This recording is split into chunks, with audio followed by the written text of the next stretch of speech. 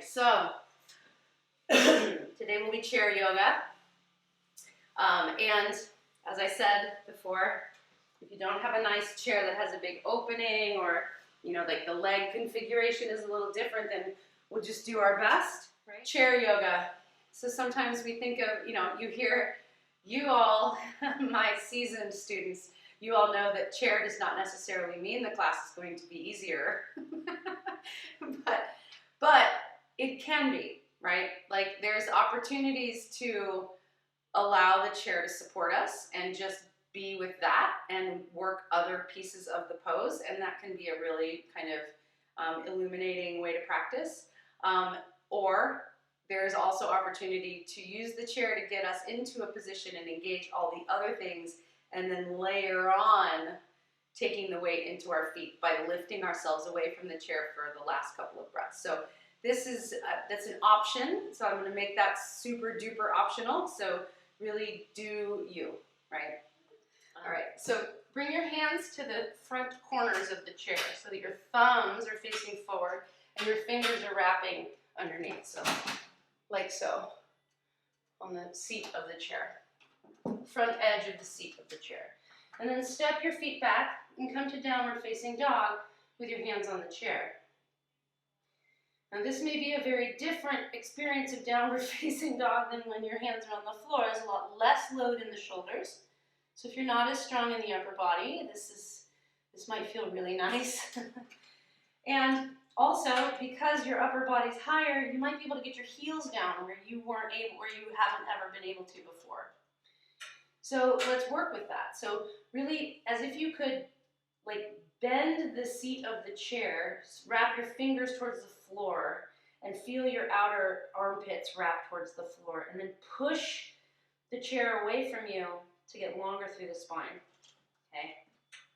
Then drive your heels into the floor and really squeeze your quads, so engage your quads, like lifting your kneecaps. See if you can get your legs straight and your heels down. Lift your tailbone towards the ceiling.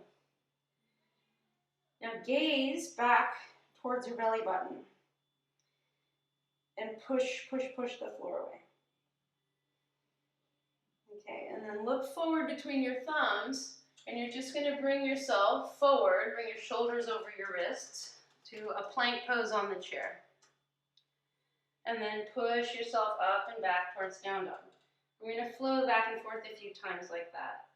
Or, if you're feeling energetic and strong, we're going to do 5 chaturangas on the chair. Again, because the hands are elevated, it's a little bit easier, so you might find this work a little more approachable. So we'll come to plank. So your corkscrewing is if you could push your thumbs forward, pull your elbows back, lower for 5, 4, 3, 2, 1, push back up. So ideally, I'd like you to be able to step through the chair. Okay, but if your chair won't do that, you can come close enough to the wall, turn your chair sideways, come close enough to the wall so that you can have your foot in front of the chair and sit sideways on your chair, and you can use the wall for feedback instead of the back of the chair. Depending on the flexibility in this in these hip flexors, you may have to be kind of close to the left side of your chair. So if I'm in the middle of my chair, then this leg has to clear the seat. But if I'm not flexible enough, if I move to the left side, then this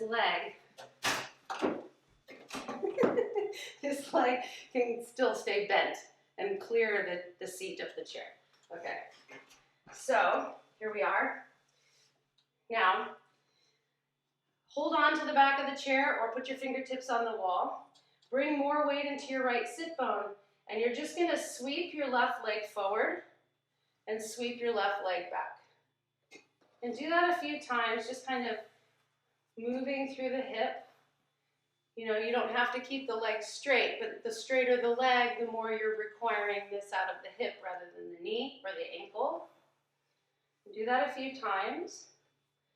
And then settle with your leg behind you. So again, if you are less flexible here, your knee can be bent. I would like you to get a sense of lifting your belly button away from your right thigh so that you really get a nice stretch through the right hip flexor. Okay. Now you can stay up on the ball of the right foot, or maybe you can flatten the foot like warrior one legs. Okay. If you are turning the foot, try to drive the left heel into the floor like you would for warrior one, but maybe this is way deeper into the lunge in the right leg than you would normally be in warrior one. Like maybe your warrior one is usually way up here. And so if sitting on the chair makes that back leg a little trickier, I ask you to lean into that and explore that. So what is it about having this front thigh more parallel to the floor? How can you find a straightening and an engagement through that left leg? Now, if you're sitting on the chair, you're gonna pull with your left hand and push with your right hand, and that should square you a little bit more towards the short edge of your mat. If you're just working with the wall, you're gonna push with your right hand a little bit more on the wall. Try to really engage through the left leg. Now, you can stay here and keep trying to work the left leg straight, or if you want to layer on, drive into the right heel. Can you hover the butt just a millimeter off the chair? Just a millimeter. Don't lift super high. Corkscrew your right foot clockwise. Maybe you now bring your arms overhead. See if you can feel as though you're pulling the front of your left hip towards the seat of the chair. And maybe, even with your butt hovering, can you pull with the back of the right knee, pull back on the chair, and find a little engagement there. Breathe. Maybe gazing at your fingertips, maybe palms together. And then settle back into the chair. Lean onto your right sit bone. Swing your left leg forward, and we'll switch sides. And you would step through with both legs. I'll show you the if you can't step through your chair option in just a moment. If you can step through your chair, you'll hold on to the back of the chair, and even people who aren't going to press up to wheel can do this. As long as it doesn't make you feel dizzy, or as long as it doesn't cause too much pressure behind the eyeballs, okay? It's an inversion, and you're just going to kind of drape yourself backwards over the chair. And you can hold on to the back of the chair so that you feel secure here, okay? And then you can just kind of breathe so that the back of the chair for me is right below my shoulder blades, which is exactly where I want to feel the back bend. So I can just breathe here, and you can do it for short bouts, like get upside down for just a few breaths and then kind of come up out of it to give your head a little bit of a release. If you're not used to being upside down, this can be enough, okay?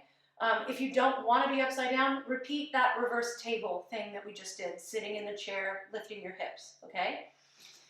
If you want to continue from here, you can actually start to bring your hands towards the floor. Okay, and you got to kind of work your hands back.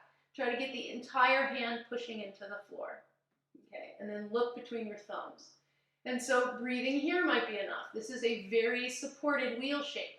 Maybe you start to work on being able to straighten the arms in this position while your whole back body is supported by the chair. If you want to try to lift to wheel from here, it's going to be easier to lift up because you're like preloaded, right? So then you would just walk your heels back, heels slightly out, toes slightly in, and you would drive into your heels and just lift to wheel from here, pushing into the hands. And maybe you only come up for a second and then set yourself down. The chair's right there for you. And then maybe you try it again, pushing into the hands, lifting the hips, gazing between the thumbs. Try to straighten the elbows. Try to spin your thumbs forward, pinkies back, corkscrewing your hands into the mat, tucking your tailbone towards the back of your knees to lengthen through the low back and find the back bend at the bra line, at the spot where the chair was touching you. And maybe you lower down. Maybe you try for 3 to 5. So do you.